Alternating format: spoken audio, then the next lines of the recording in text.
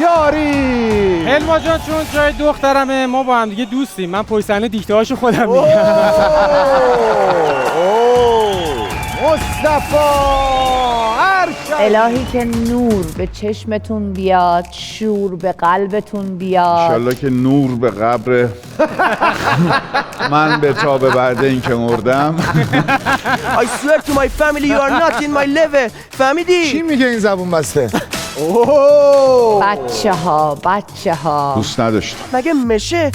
یه جای تبدیل شده بود به لطیفه. من لیوان شخصی خودمو دارم. گفتم این خیلی کوچیک نیست.